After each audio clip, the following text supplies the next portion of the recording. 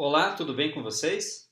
Eu sou o professor Cláudio Marcelo e dando sequência a esta série de vídeos que trata sobre empreendedorismo, hoje falaremos especificamente sobre algumas formas e alguns tipos de constituição societária, que nós chamamos.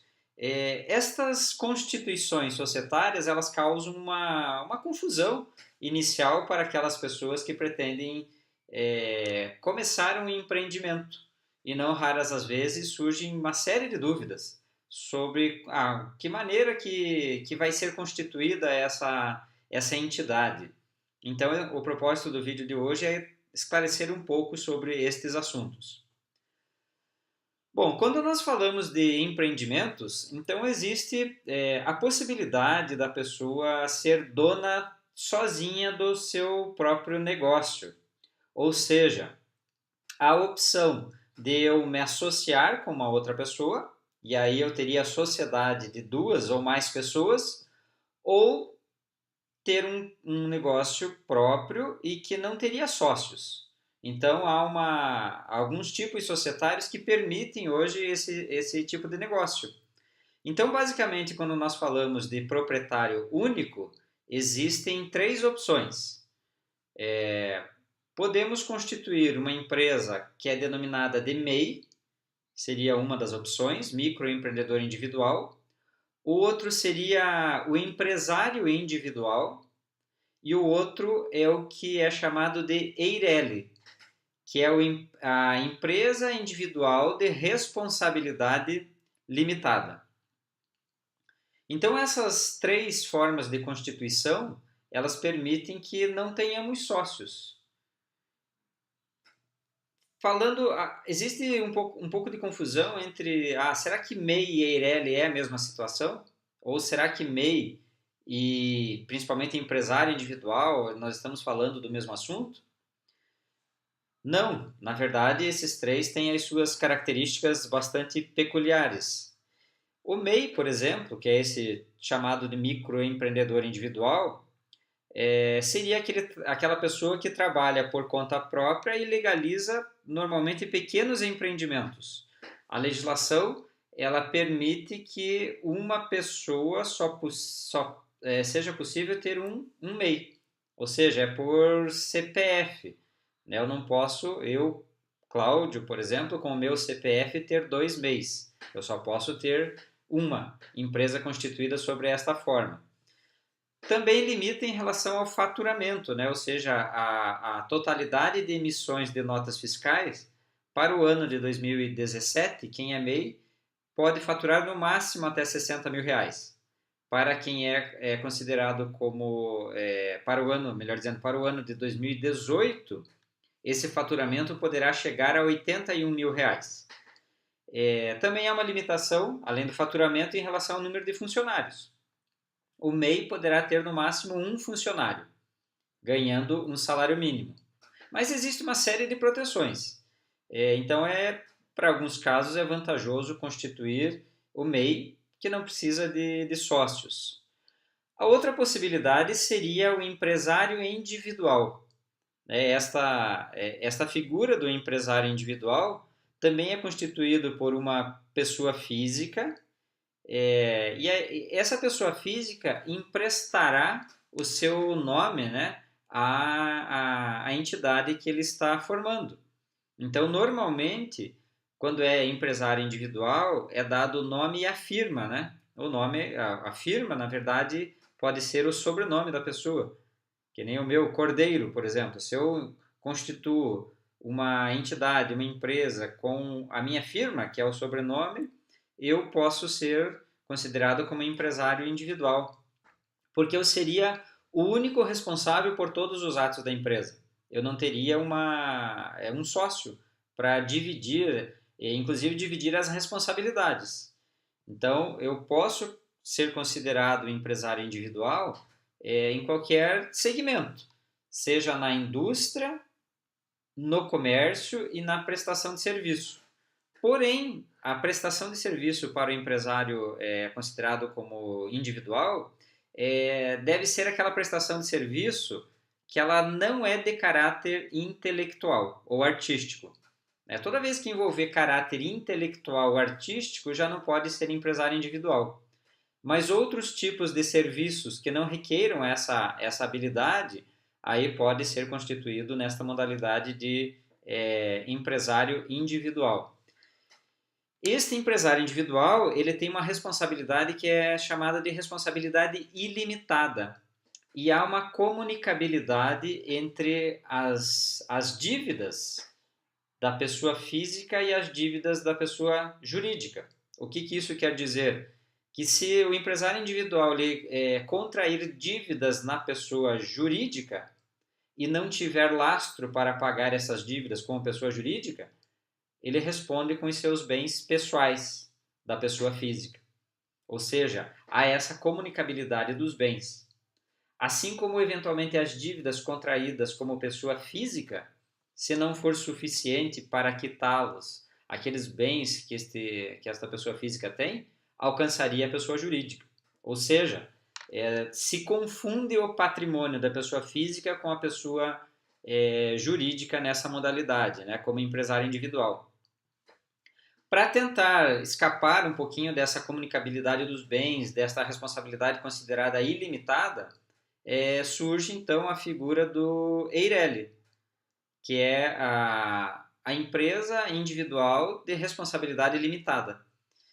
Neste caso, aí há, como o próprio nome diz, a limitação da responsabilidade do dono, que é uma pessoa só também, ao capital social que foi integralizado no negócio. Pelas regras do EIRELI, o capital que deve ser integralizado, na forma de dinheiro, na forma de bens, ele deve ser no mínimo de 100 vezes o salário mínimo vigente no país. Hoje nós estamos falando então de um capital social de aproximadamente 100 mil reais. Mas a grande vantagem é que as dívidas contraídas por esta empresa, que está na modalidade EIRELI, ela limitaria então a este valor da integralização, não atingiria aos bens pessoais desta pessoa que é proprietário da EIRELI. Para descobrirmos quem que é EIRELI, quem não é EIRELI, ao final da denominação da entidade viria a expressão EIRELI. Isso é obrigado, Então, poderia ser lá Cláudio Comércio de Roupas EIRELI. Então, teria essa expressão ao final, indicando que, para quem olha essa empresa, indicaria que minimamente os credores eles garantiriam o seu crédito com essa empresa proporcional ao capital social que teria, nesse caso, de pelo menos 100 mil reais. Então, essas três são as ditas empresas com um único sócio.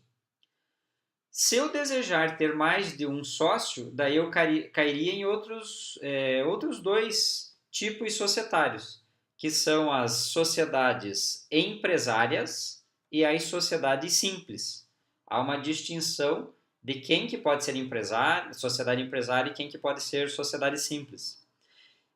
Iniciando com a sociedade empresária, ela também pode ser constituída para atividades direcionadas à indústria, ao comércio e para aquelas prestações de serviço não de natureza intelectual, que não exija a atividade do dono, do proprietário de forma intelectual diretamente naquele negócio que foi constituído.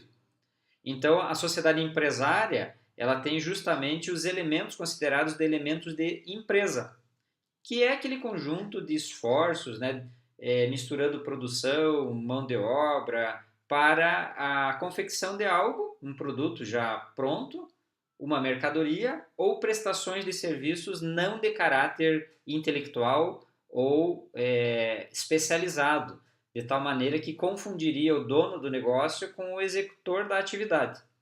Melhor explicando, por exemplo, eu acho pouco provável que eu sou contador. Se eu constituir uma empresa de contabilidade em que a mão de obra seja a minha, exclusivamente sobre aquelas atividades que obviamente eu não tenha um produto já terminado, pronto e acabado.